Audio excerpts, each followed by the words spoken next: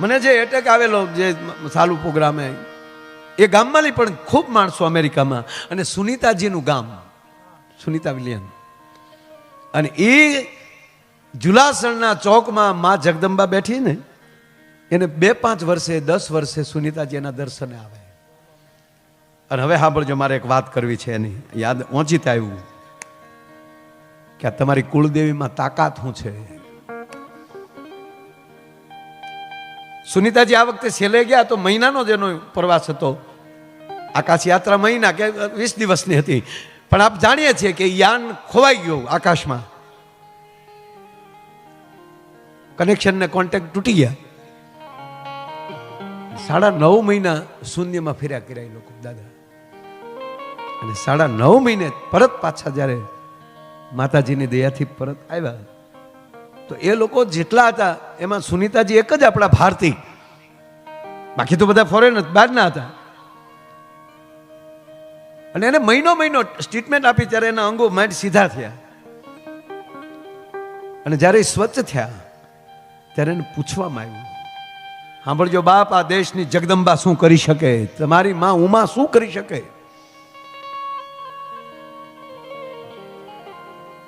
આ મારું નિવેદન નથી, હમણાં ભાઈએ કીધું એ વાત કે કોઈ આ ભુવા ભરાડીનું નથી, વિજ્ઞાનની પરાકાષ્ઠાએ પહોંચેલી વ્યક્તિ. એને પૂછવામાં આવ્યું કે તમે અત્યાર સુધી ક્યાં તમારા રૂટમાં હતા, આમ કેમ થયું? દાદા ગૌરવ લે આ દેશનું સનાતન. હવે સુનીતાજી કહે છે, સાંભળો, કે અમારું આકાશી ઉલ્કાઓએ અમારા યાનનું અપહરણ કર્યું,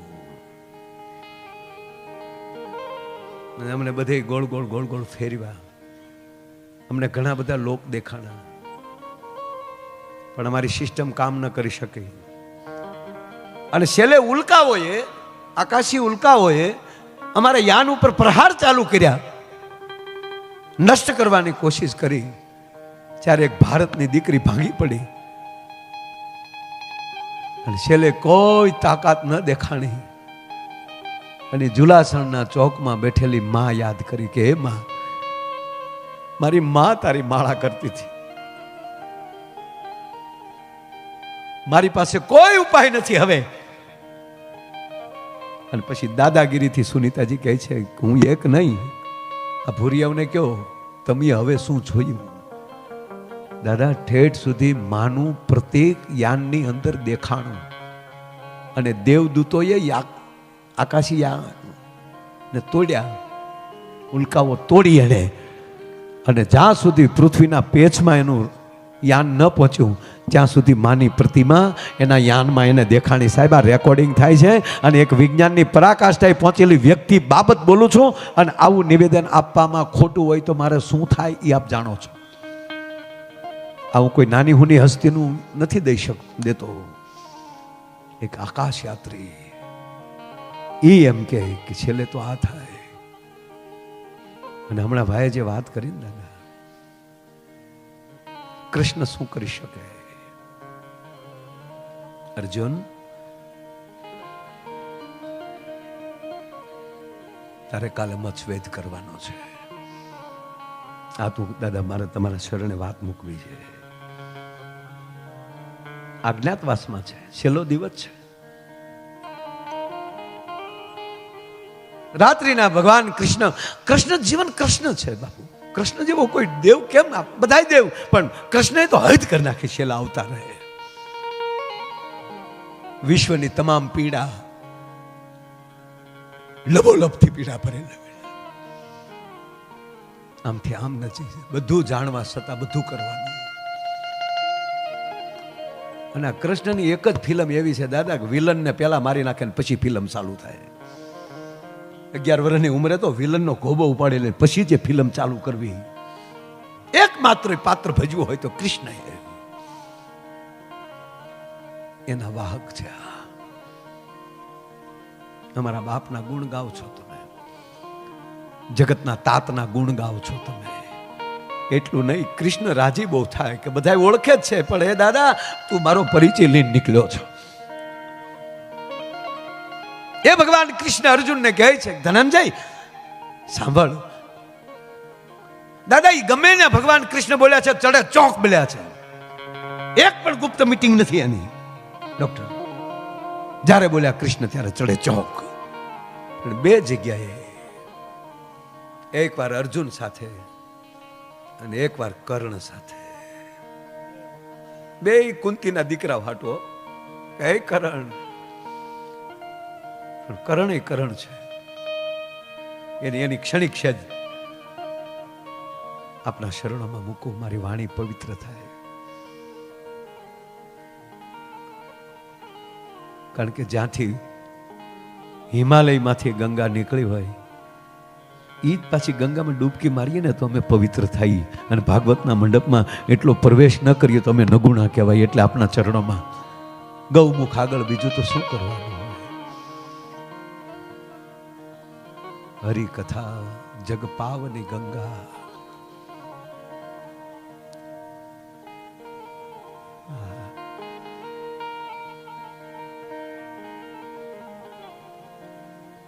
એક વાત મને બહુ ગમે છે. કર્ણ કહે છે, નારાયણ આપે કીધું તારા મુખમાં યજ્ઞ કુંડ છે, આમાંથી અસત્ય નીકળે જ નહીં. પણ માની લ્યો કે હું આવી જાઉં, હું હસ્તિનાપુરનો રાજા થઈ જાઉં, અર્જુન મારો સેનાપતિ બને, ધર્મ મારા સલાહકાર બને, સહદેવ ને નિકુળ મને સમર ઢોળે, મહારાણી દ્રૌપદી હસ્તિનાપુરની સેનામાં મહારાણીના કક્ષમાં બેઠી હોય, આપ કહો છો કે હે કર્ણ, આ જગતમાં આવી રૂપાળી એક પણ પછી રાજસભા ન બની શકે. આવું કૃષ્ણ બોલ્યા છે કે કર્ણ કલ્પના તો કર, આવી જગતની કઈ આવી રાજ્યસભા બને. હું સમજુ છું, પણ હું દુર્યોધનના ઋણમાં છું. બહુ મોટી ચર્ચા, એ બધી ચર્ચા પણ છેલ્લે કહે છે કર્ણ બધું માની લઉં કૃષ્ણ, પણ તમે જે માટે આવ્યા થશે. યદા યદા હિ ધર્મસ્ય જ્ઞાન નિર્ભવતિ ભારતમ અવયુત્થાનામ ધર્મસ્ય તદાત્માનમ સુજામ્યહમ પરિત્રાણાય સાધુનામ વિનાચાય ચ દુષ્કૃતમ. હું તારી ભેગો આવું નારાયણ તો તું દુષ્કૃત્યોનો વિનાશ કરી શકીશ. યુદ્ધ થશે. આ દુર્યોધન કૃષ્ણ પકડ્યો નથી રહેતો, એનું કારણ શું? કે કર્ણ તું તો સાંભળી લો કે નારાયણ હું તમારી ભેગો આવી જાઉં તો દુર્યોધન લડે ખરો, તાકે ન લડે, ન લડે તો યુદ્ધ થાય, તાકે ન થાય, અને યુદ્ધ ન થાય તો દુષ્કૃત્યનો નાશ થાય, તાકે ન થાય. નારાયણ તે જે માટે અવતાર લીધો એ અવતારને સિદ્ધ કરવા માટે હવે કર્ણને બલિદાન ભલે દેવું પડે. આજ વચન આપું છું તમને કે અર્જુનને લડાવીને લેતા આવજો. અર્જુનનો વાળ વાંકો નહીં કરું, પણ તારા માટે આજ કર્ણ સમર્પિત થવા માટે તૈયાર છે. એને હથેળીમાં બાળે છે. શાબાશ કર્ણ, શાબાશ.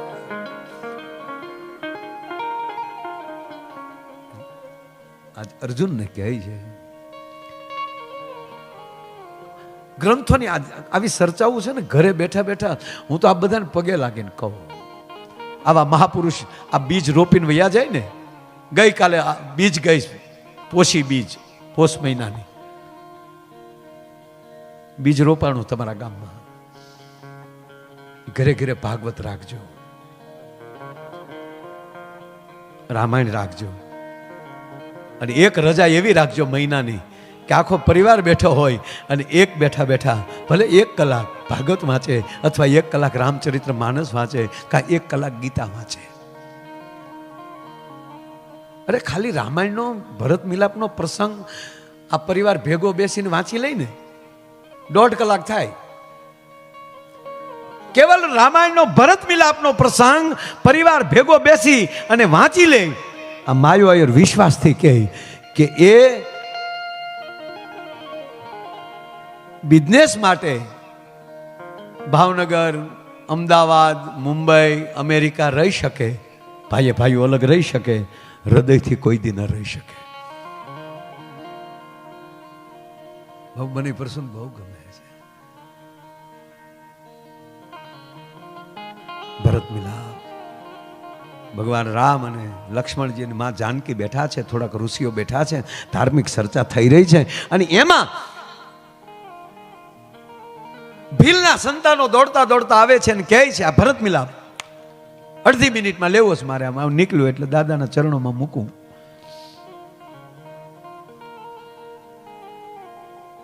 ભીલના સંતાનો આવીને કહે છે, મહારાજ પ્રભુ, અયોધ્યાથી સેના આવે છે ભરત અને શત્રુઘ્ન લઈને. આ રામાયણ પહેલા એ શીખવાડે છે કે અડધું સાંભળેલું જોયા વગરનું ઉતાવળમાં નિર્ણય લેવા નહીં. હવે જોઈ લેવા છે ને ભલે વી આવતા. હે ભાઈ, આપણે દશરથ રાજાના દીકરા જ નથી ને, આપણે રામના ભાઈ તો નથી ને, આપણે શેષનારાયણનો અવતાર તો નથી ને, આપણે દશરથના દીકરા તો નથી ને, આપણે સુમિત્રાના દીકરા તો નથી ને. લક્ષ્મણ તો ઈ હતા. અહીંયા જ્યાં ભીલોએ એટલું કીધું કે ભરત અને શત્રુઘ્ન સેના લઈને આવે છે, તો ભગવાન રામ થોડાક આમ ખાલી ઊંચાથી જોયું, આમ ખાલી બોલ્યા નથી કાંઈ, આમ જોયું. એટલામાં લક્ષ્મણ ઊભા થઈ ગયા. સ્વામી, મને માફ કરજો, આપની આજ્ઞા વગર બોલું છું. શું સમજે છે કૈકેયીનો દીકરો? હવે સાંભળજો, આ લક્ષ્મણ બોલે છે રામાયણમાં. શું સમજે છે કૈકેયીનો દીકરો? આપ વનમાં એકલા છો અને 14 વર્ષ પછી પાછી ગાદીએ ન ભોગવી શકો અને અવિચળ રાત જોતું છે, એટલે એ ભૂલી ગયો સાથે કોણ છે? સ્વામી માફ કરજો, એ તમારું પદ જીરવી ન શક્યો. પછી જે જે રાજાઓ પદ ન જીરવી શક્યા એના એક પછી એક લક્ષ્મણ નામ લે છે. આ ન જીરવી શક્યો, ઓલો ન જીરવી શક્યો. છોડો પ્રભુ, એમ કરીને પોતાની જટા બાંધી. ક્રોધ મળ્યો ધીરે ધીરે વધવા. લક્ષ્મણને ભાથું બાંધી લીધો, કમર કચી લીધી અને ધનુષ હાથમાં લઈ અને ભગવાનના ચરણની રજ માથે લઈને એટલું બોલ્યો કે તમારા ચરણના સોગંદ, હું ભરતને અને શત્રુઘ્નને જીવતા નહીં જવા દઉં. જેવી રીતે હાથીના ટોળા ઉપર હાવજ ખાપકે, સિંહ ખાપકે, એમ હું ત્રાટકીશ. જેમ તેતરના ટોળા ઉપર બાજ ખાપકે, જેમ તેતરને વીખી નાખે એમ હું એની સેનાને વીખી નાખીશ. રામને બોલવાનો મોકો ન આપ્યો. આકાશવાણી થઈ, હે લક્ષ્મણ, આદર્શ ન ગુમાવો. ત્યારે પ્રભુ રામ એમ કહે છે, જો આ રામ, લક્ષ્મણ તું ઉતાવળ કરે છો. એક વાત કહું, એટલે મને આ જે પરિવારો દાદા આમ ચરણમાં હોય છે ને, એ મને ગમે. એટલે મારો રામ એમ કહે છે, હું નથી કહેતો, ભગવાન એમ કહે કે હે લક્ષ્મણ, તમે એટલા રાજાઓ દેખાડ્યા એનું કારણ એ બધાય જે પોતાની ભૂમિકા ન ભજવી શક્યા અથવા તો સ્થાન ન જીરવી શક્યા. લક્ષ્મણ સાંભળ, સ્થાન કોણ જીરવી ન શકે? જેણે સાધુ ચરણ ન સેવ્યું હોય. આ બધા એટલા સંપત્તિવાન છે, ધર્મને રસ્તે છે. એનું કારણ એ છે કે બધા ગુરુ વાળા છે, આ નુગરા નથી એ કે સાહેબ.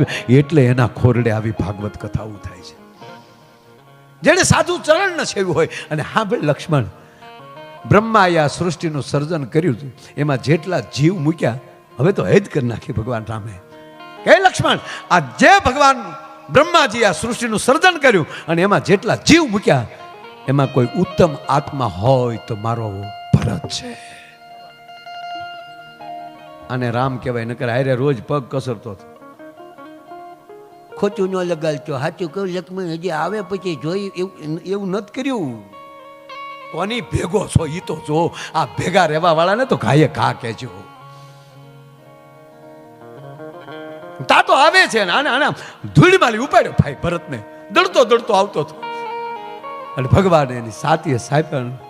અને પછી જે લક્ષ્મણની પરિસ્થિતિ થઈ, પરિવાર હોય કે ગામ હોય, કોઈને સમજ્યા વગરનું નિવેદન ન દેતા, નકર આવી લક્ષ્મણ જેવી દશા થાય કે હા આવા ભરત હાટું મેં આવું નિવેદન દીધો, હવે મારે જીવવાનો કોઈ અધિકાર નથી. માં ધરતી મને માગ આપે તો ધરતીમાં હમાઈ જાઓ. અણ પાછો નિર્ણય કરે કે હમાય તો હમણાં જાઓ. પણ આવો વિચાર કર્યો એનો પશ્ચાતાપ કેમ થાય? આજથી લક્ષ્મણ પ્રતિજ્ઞા લે, જીવીશ ત્યાં સુધી રામની ને ભરતની હું સેવા કરી, જેથી કરીને આ પાપમાંથી હું મુક્ત થઈ શકું છું. અને ભગવાન રામ અને ભરત ઉભા થાય ને ભેટીને, ત્યાં ભગવાન રામને યાદ આવી ગયું કે ઓલો દુખી થાય, તરત બોલાય ભરત આવો, લક્ષ્મણ આવો. એ લક્ષ્મણ ભરત શત્રુઘ્ન ચારેય ભાઈઓ ભેટ્યા. ત્યાં દાદા ત્રણેય માતાઓ જ આવી ગયા, આપ તો જાણો છો. ત્રણેય માતાઓ આવ્યા, કઈ સુમિત્રા અને કૌશલ્યા, અને હવે લક્ષ્મણે દોટ દીધી સાહેબ. માં સુમિત્રાને પગે નહોતા લાગ્યા, કઈને દંડવત કર્યા, ધન્ય છે માં, તારા કોઠામાં આવો ભક્ત જન્મ્યો છે. આ બધી તે ભૂલ કરી જ ન હોય. અને મોટી વાત, થોડીક વાત એ છે, આ બહેનો બેઠા એટલે કહું, એ આખા દિવસની ચર્ચા છે કે તમે ઘરે એ વાંચી લેજો. પણ હાંજ પડી, હવના કક્ષમાં હવ પ્રસાદ લઈને આરામ કરવા વયા ગયા, અને હવે સીતાજી ઊભા થયા. હવે સાંભળો કે આપણે હાહુએ આપણને એક પણ રૂપિયો દીધા વગર કાઢી મૂક્યા પહેરે કપડે, બે માણસને નીકળો, સટકો, ધોકો, હાલો. અને પછી આપણે તળાવને પાળે ત્યાં ઝૂંપડું કરીને રહેતા હોય, તરબૂચના વાડા કરીને, તરબૂચ આવી જાય 400 રૂપિયા કિલો. અમુક વસ્તુ દાદા આપણા ફેરી આવે ને, તો આપણે ફેરી આવે ને, ફેરી આપણી શેરી સોસાયટીમાં, તો આપણે કઈ ન સમજીએ, બાયું સમજી જાય કોણ ફેરી આવ્યો, તાવડી વાળો આવ્યો, બકાલા વાળો આવ્યો, આપણે ન ખબર હોય. એ ચિઠ્ઠી આવી હે,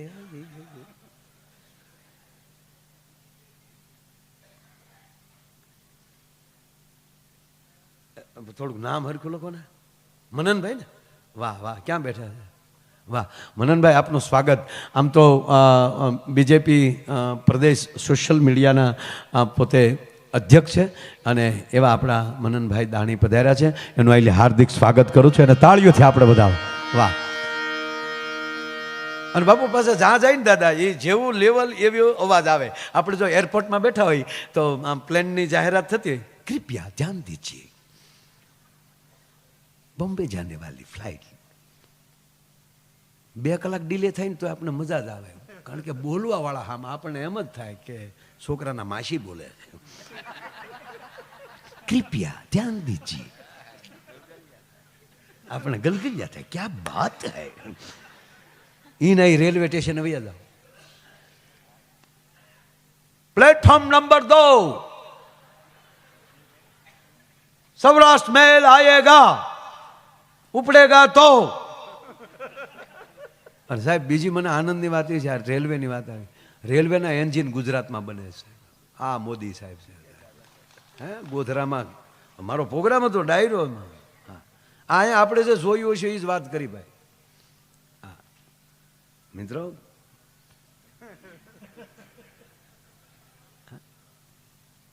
એટલે રેલવે સ્ટેશને જ આવતો એવું સંભળાય. ઈના આપણે એસટી ડેપો એવી આવી,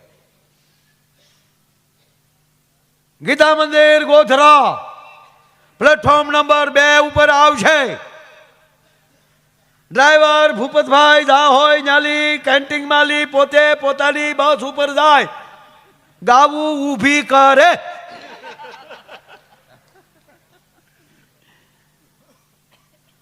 આપણે જેવું જેવું જે મૂકીએ એ પ્રમાણે થાય. વાત એ કરતો હતો દાદા કે સાસુએ આપણે મૂકી દીધા હોય, અને પછી થોડોક સમય જાય, એકલા રહેતા હોય ઝૂંપડું બાંધીને, 1 રૂપિયો ન આપ્યો હોય આપણને, અને પછી આપણા સાસુ ને આપણા મમ્મી બે મળવા આવે, તો આપણે કોને મળીએ? હે? અને ધન્ય છે આ દેશનું શાસ્ત્ર. માં જાનકી દાદા ઊભા થયા અને કઈના કક્ષમાં ગયા. કઈ તો તૂટી વાળીને હુતા થયા, આહુડા હુકાઈ ગયા હતા. અરે રે માં શારદા, તે મારા જીભે શું કરાવ્યું? મારા બાળકોનું જીવન ઝેર કરાવી નાખ્યું. મારી જાનકી અયોધ્યામાં નીકળે તો પાલખીમાં બેસી નીકળે, કોઈ દી ધરતી ઉપર પગ નથી મૂક્યો. એને બદલે મારી જાનકી ધૂળમાં પડી છે. મારો રાઘવ, મારો લખન આંખો વીચીને અને એવે ટાણે પગ પાસે સીતાજી બેસીને માં કઈ કઈને કહે છે કે માં તમારા પગ લંબાવો, લાવો પગ દાબી દઉં. જાનકી, આમાં મને ખબર છે તમે મહારાજ દશરથના માનીતા રાણી છો. મારી માં કઈ કઈ અયોધ્યાની બજારમાં નીકળે તો જાજમ પથરાતી હોય. મારી માં કઈ કઈના પગને ખબર નથી ધૂળ શું કહેવાય. એને બદલે ઠેઠ તમે અયોધ્યાથી આવ્યા, લાવો તમારા પગ દબાવી દઉં. અને કઈ કઈ ભેટી ગયા ભાઈ. જાનકી, મને માફ કરજો બેટા. તેથી આ દેશની જગદંબા જાનકી એટલું બોલ્યા હતા કઈ કઈના પગ પકડી, કહે માં કઈ કઈ, તમારા પ્રત્યે જો મને ઊંડે ઊંડે દુર્ભાવ હોય તો મને મારા સુહાગના સોગંદ છે. માં તું અફસોસ ન કરતી, જરાય ખોટું ન લગાડ. એક વાત કહું માં કઈ કઈ, આ બધી લીલા મારા પ્રભુ રામની છે. અને માં હું તમે એટલા ભાગશાળી છીએ કે આ રામની લીલાના એક એક પાત્ર બનવાનો આપણને અવસર મળ્યો. આ સૂર્ય ચંદ્રના તેજ રહેશે ને માં, ત્યાં સુધી આ પાત્રોની વાતો થશે. એમ કરીને માં કૌશલ્યાના કક્ષમાં જાય. કૌશલ્યા ભેટે છે, આવો જાનકી બેટા. બરાબર બરાબર. હા માં, એક વાત કહું બેટા, તારા બા બાપુજી આવ્યા. હવે આ વાત સાહેબ, માં સુનૈનાજી અને મહારાજ જનક આવેલા છે. જનક દુલારીને કહે છે, એની સાસુ એમ કહે છે, બેટા તારા બા બાપુજી આવ્યા. એટલે તું મળી ના, જાઓ જાઓ મારો દીકરો, જા મળી લે બેટા. પાછળથી અવાજ આવે છે, માં અવધના મહારાણીને ઘણે ખમા, પધારો મહારાજ જનક. હું તમારે ત્યાં મોકલતી મેં કીધું જો જાનકીને કે જાઓ બેટા બાપુજીને મળી લ્યો. ત્યાં આવે છે મારી દીકરી, લો બેસો બેટા, હું જાઉં. ના, મહારાજ જનક બોલે છે, માં એક વાત કહું, જેના પરિવારની આવી પરિસ્થિતિ હોય ને, ત્યારે દીકરીના માવતરે દીકરીને એકાંતમાં મળવાનો કોઈ અધિકાર નથી અમારો. સુનૈનાજીને ભેટી ગયા કૌશલ્યાજી. મહારાણી અમને માફ કરજો, અમે તમારી દીકરીને હાચવી ન શક્યા. તમે જાનકીને લાડપણથી ઉછેરીને મોટી કરી, પણ અમે એને હાચવી ન શક્યા, અમને માફ કરજો. અને મહારાજ જનક કહે છે, મહારાણી અમને માફ કરજો. તમને કેમ? આજ મારી જાનકીને જોઈ છે ત્યારે એવું લાગે છે કે અમારા કરિયાવરમાં કાંઈક ખામી રહી ગઈ. અરે હોય મહારાજ, અમારા 4 દીકરા, તમારી 4 દીકરીઓ પરણીને અયોધ્યા આવ્યા, તમે જનકપુર ખાલી કરી નાખ્યું. અને અયોધ્યાની જનતાએ વખાણ કર્યા હતા, શું મહારાજ જનકે કરિયાવર કર્યો? કોણે કીધું ખામી? બા માફ કરજો, હું કહું છું થોડોક કરિયાવરમાં ખામી લાગે છે. શેની મહારાજ? મેં મારી દીકરીના શરીર ઉપર વલ્કન જોયા ને, આ મને અગાઉ ખબર હોત ને તો કરિયાવરમાં એ વલ્કન આપત, જેથી કરીને વલ્કને અયોધ્યાના ન પહેરવા પડતી, જનકપુરના પહેરત. સાહેબ એની વાતું રહે, એને યાદ કરે. બાકી તો 2 દીકરીઓ હમણાં કોલેજમાં લઈ દાદા બહાર નીકળી ને 2 વાતું કરતી જાતી. લાસ્ટ યરમાં હશે કોલેજના, 2 બેનો વાતો કરતી જાય કે એકચ્યુઅલી તે રામાયણ વાંચી, એ કે મેં 2 વાર વાંચી. મારે શું છે, ગ્રેજ્યુએશન પૂરું થાય ને પછી મારે એકચ્યુઅલી PhD કરવું છે. એટલે બોલે કે મેં 2 વાર વાંચ્યું. તને કઈ સમજાણું? એ કે મને સમજાવવાનું તો થયું પણ જામ્યું નહીં. બોલ તને કેવું લાગ્યું? જામ્યું નહીં. સીતાજી અભણ હશે બોલ, નકર રામને વન હતો તો પછી સાથે શું કામ દોડ્યું જવું જોવે? જનક જેવો બાપ હતો, દશરથ જેવો સસરો હતો, બેઠા બેઠા ટેચડા ન કરીએ કરે. ખોટે ખોટે ગયા ને હરણ થયા ને કેટલો ડખો થયો, લેવા દેવા ગયો. એવું હોય ત્યારે પતિને એકલા જ જવા દેવાય, ખોટા હેરાન કરાય જ નહીં. બોલ હું આવતો જવ જ નહીં. લે તું ક્યાં જનકનું સોરું છો? અને તારે હાટું સ્વયંવર થોડો કરવાનો હોય, તારું તો ધ્યાન રાખવાનું હોય અમારે. તા બીજી બોલી, બીજી કે હું વહુ તો વહી જ જાવ. તા કેમ? તા કે ઘરમાં 3 સાસુ નીકળતા તો જંગલમાં સારું. એ આની વાત નથી આ. માટે હરિપુરામાં હોજી રે હરિની હાથડીએ મારે જોઈ લ્યો. આ માયાને દાદાની કથામાં રોજનું હટાણું